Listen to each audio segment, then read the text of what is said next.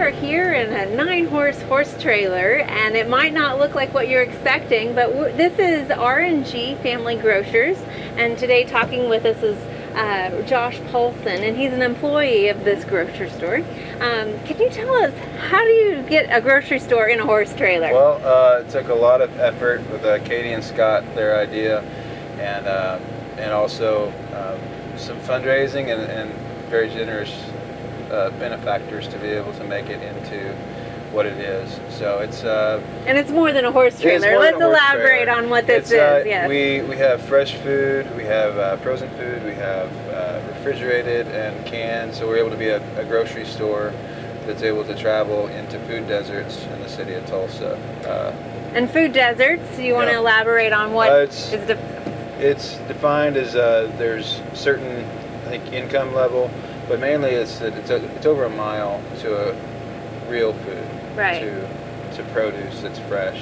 And for people in this, where we're at right now, it's I think 2.4 miles to a grocery store. And that's if people don't have cars. I mean, we're in a very urban environment here. A lot of people in this stop, a lot of people don't have cars, and so I think it's 2 buses to get to the grocery store. The last stop I talked to a lady, it's an hour one way. Oh wow! Just to get to the grocery store. Because the bus won't just take you right to where you want to be. You've got to follow the route. Most of the time they don't. So you have a lot of supply here. Obviously you provide a lot of fresh fruit and vegetables, but you also provide some of those basic necessities. I mean, there's things, we provide real and good food. We also provide things that people want that it's just too hard to go to get, like ice cream.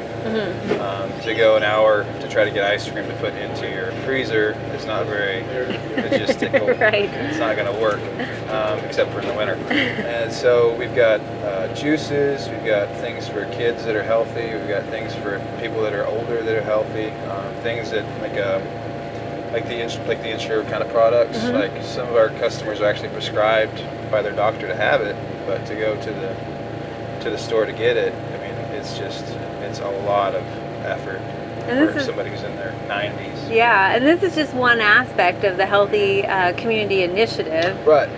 Can you elaborate on some of the other aspects? This is the project of the Healthy Community Store Initiative. We also have a farm where we have chickens and pigs and goats and all kinds of animals. There's a lot of different kinds of gardening, and we also are able to partner with being able to compost from restaurants and from other places. So you actually work with some elementary schools, from what I understand, with the composting. And we go to the educares. We take the stores to educare. So we have a lot of kids, and they kind of bring their parents on the store because we have treats for them, fruit snacks. And we're able to really become a part of the community. The biggest thing that I can see at the Health Community Store Initiative is to bring community stores back into the community. Healthy food, so that it's not just having to go across town to Walmart or to another store. That there can be a community store.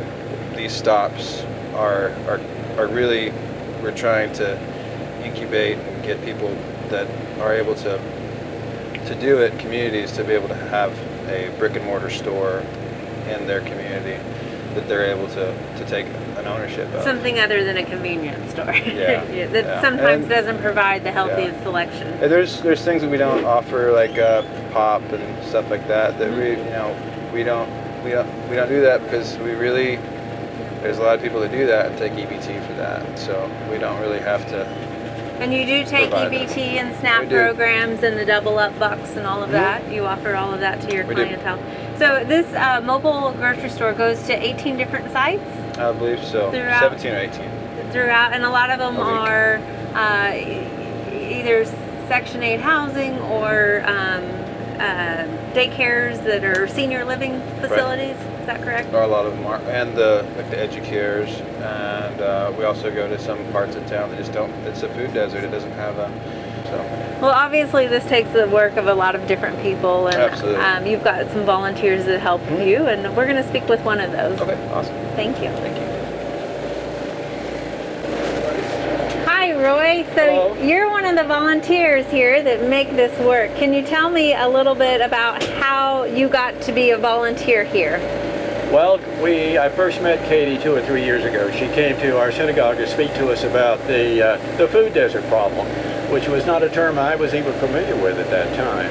But I thought it sounded really interesting and worthwhile, and I gave them a call. Do you need any volunteers? They said, come on out. So here I am. So what do you do as a volunteer here? Well, I'm the package boy. Okay. I did that when I was 15 at Safeway. Now I do it when I'm 81. So you came with experience. Pardon me? You came with experience. That's right, I did. Long experience. So basically, I package and carry the groceries out, but of course the store needs to be straightened up every time we move the truck. And what do you take away as a person? What have you learned from the people that you've met with? Well, it's not that I don't have a varied background and have met a lot of different people in a lot of different places, but I know Tulsa far better than I did. And I've lived here 45 years. I know Tulsa and the people in Tulsa far better than I did 2 or 3 years ago when I started on this job. And I get a whole lot more out of it than I put into it, I can tell you that. It's wonderful to see what Katie and Scott are trying to do to solve the problem people have up here between lack of full-service grocery stores and transportation. We talk to people all the time. So I met one the other day. She takes a bus all the way to 81st Street South to go to the Walmart, and she's at least my age, and certainly not in the kind of physical condition that I'm still in.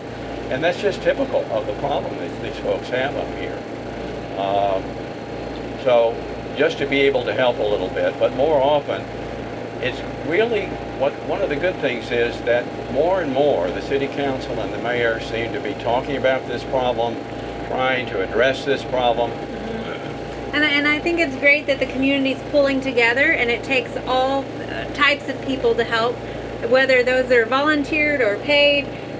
Everybody can get involved in this. That's right. And the more people you draw into it, the more people that get a chance to see what's going on, the better chance we have of solving problems like this.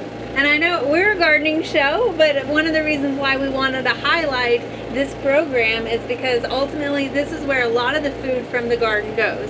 I know that Katie works with other farmers to harvest some of those produce, and this is what, as gardeners, we want to do with our food, is feed people. That's right. We've even taken people from my synagogue out to the farm and done a little harvesting just to show people how all this begins and what it takes. Well, thank you for your help with this, and it's a problem that hopefully will be reduced soon. We certainly hope so. So Devon, you're one of the customers that utilizes the R&G Family Grocers. Yes, ma'am. I usually come out here every Tuesday. I get a lot of groceries for me and my kids. Fresh produce. They have really good juices and mixed nuts. Just all the essential stuff that my kids need to grow healthy, What would it mean to you that it's coming right here to your community? Well, the general fact that it comes right here in front of us, it's really easy because personally I don't have a car right now and I have 3 little girls. So the fact that I can just come out of my home, literally walk across the parking lot and pick up fresh produce is just a blessing for me, And it's easier for me. And we saw some of your girls enjoying those cherries. Yes, they love ma'am. that fresh produce. My youngest one actually stole one of the cherries out of the bag, so I had to go ahead and get the bag. So Devon, where would you be getting groceries from if this wasn't here in your backyard? If this didn't come to the place, in front of the complex, I'd have to walk about 5 miles to the closest warehouse market. And 3 girls and my wife is at work half the time. It's pretty hard to do, I can't just pack up all my children and walk 4 or 5 miles to the store. Plus carrying all those groceries back and forth. Exactly, yeah. I come and see these guys. The 2 same people in there every time. They're always really nice to me and my girls, and I really enjoy just the produce that they have, the freshness they bring to the community. And they gave a little treat to your girls too. Yes, they gave them some fruit snacks. It was pretty nice of them. Well, it's obviously, neat for the community, and I see a lot of the neighbors talking in there also, and yes, ma'am. It brings everyone together. So thank you for sharing your story with us. Not a problem. Thank you. We hope you enjoyed this video. It's part of our Oklahoma Gardening YouTube channel.